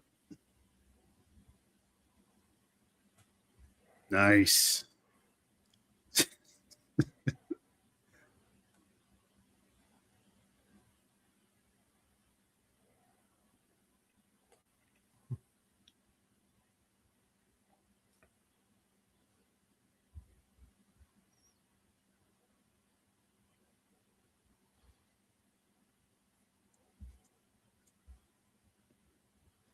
It's not a bad death there. Garden shoes to the chest. Yeah. Uncle Bill, man, says no to watching this, but watching like Predator Badlands. Can you Shit, believe better that? yet, he'll watch fucking Hot to Trot. Fucking He watch would that want movie. it. That's the thing. He wanted to watch Hot to Trot or Predator Badlands. One day, the three of us need to watch Predator Badlands because I want him to explain what is about this fucking movie that's so good, or that movie. I got Mark for backup. I will Well, try to maybe sit you that like out. that film. I will try to sit that out if I can. You like Predator Badlands, right? I'm good. I don't need to see any more Predator. You've seen that one though? I've seen pieces of it so far. I still have not committed to watching it all the way. I mean, he wants to do it. It'll be easier to sit through Nah, it I'm with just you messing. guys. I'm But just messing watching with it on you. my own, He's no. never brought it up. I'm just giving it a Oh, shit. okay. And I was just thinking about this. That dude Jose who got his neck snapped, like Yeah. their whole family must fucking hate Shia. Like, punches the teacher in the face, which was his. I think that was his cousin, which is why he gives him a hard time throughout the movie Mm, because he punched his cousin in the face, and that's how he got on house arrest. So he's like, "All right, I'm gonna make your house arrest shitty as possible." yeah. But then because of him, like their family's just going through it now. Yeah. Nah, Jamro, I've not seen that Shia LaBeouf film. Peter Butter Falcon, haven't seen it. I haven't seen it either. But yeah, no sequel bait ending. Mm-hmm. Not needed. No, definitely not. And it's a pretty cool payback with the neighborhood kids. Yeah.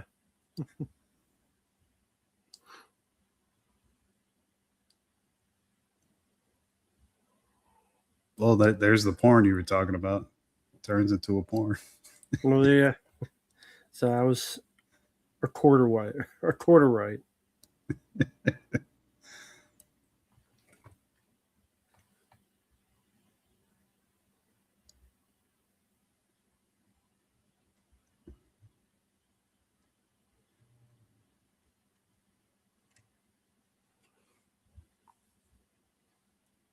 That's a cool ending.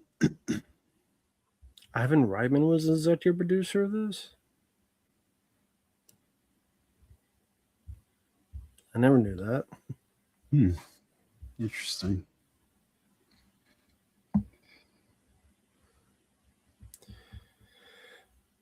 Well, Yeah, that was Disturbia. it breezed by, and I knew it would. It's a very well paced film. Yeah. Sorry to the premiere if I didn't say a whole lot. Pretty much had Mark do more of the talking. Usually I like to do that if I have someone like Mark who definitely knows what he's talking about. I'd rather let the smarter guy talk. And Thank you, sir. I'll be the guy that just hangs back and watches. But it was California, 2 seasons California General. But yeah, still a fun movie.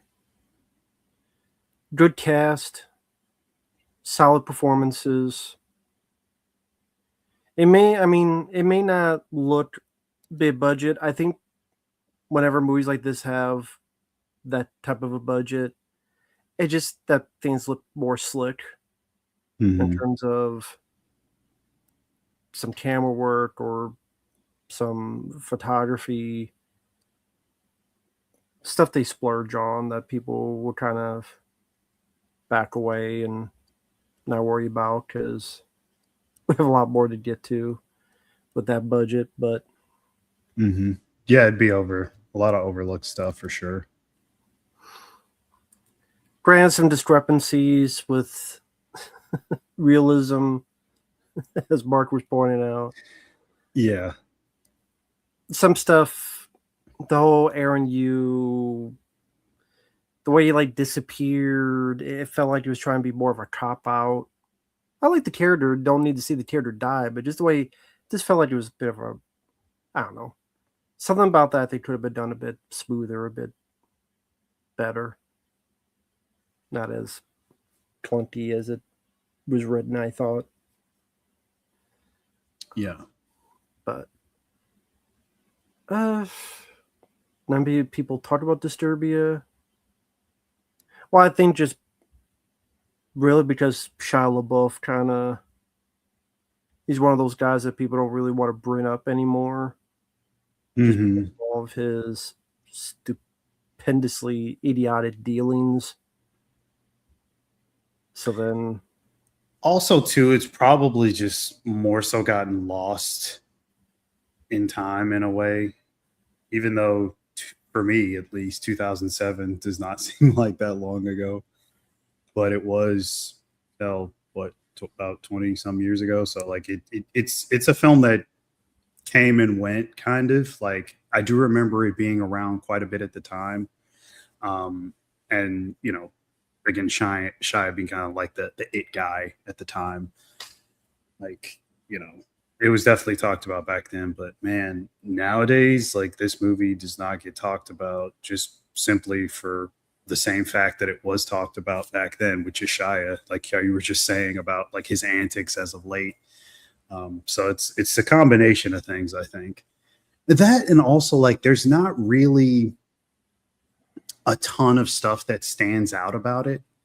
It's just more like a good movie that came out at a certain time, where a lot of other films, like, well, again, it's not really a horror film, but so many horror films coming out at the time, all the crazy stuff of that era is probably much more remembered.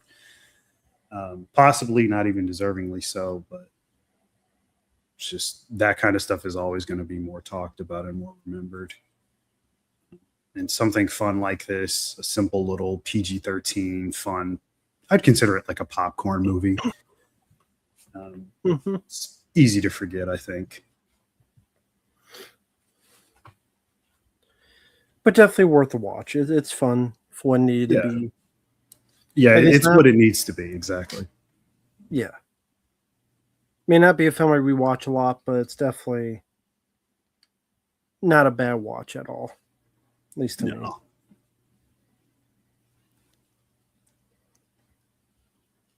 What's bad is these fucking glasses. That's what's bad, but scuffed up to shit, but I don't know how, but they are. But this is definitely not a bad film. It's fun. Yeah. So, Uncle Bill, you fucked up. You want Predator Badlands and Dracula 3D and Hot to Trot and other bullshit, but you don't want to watch a good film. You tell Uncle Bill he fucked up, right, Mark? Yeah, we'll let him know. He fucked up. But oh, hey there, Bobby. I hope you had a good birthday. I know you had a birthday recently. Yeah, the Texas Roadhouse, man. I hope you had some good eating at that Roadhouse. And yeah, happy birthday again.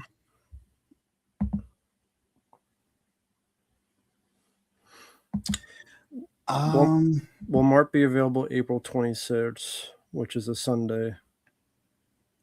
Yes, I would be, but actually, now that I think about it, we planned for something else at that point. Remember, it was supposed to be another commentary. Yeah, that could be postponed though. Okay. Since that Yeah. he's fine with the wait. Okay, cool. So yeah. I'll be free. So feel free to send it in, Pred. I'll be on. I know, Jeremy, not around here. Texas Roadhouse, not around in this area. No. Definitely not for me. Not that I've ever seen.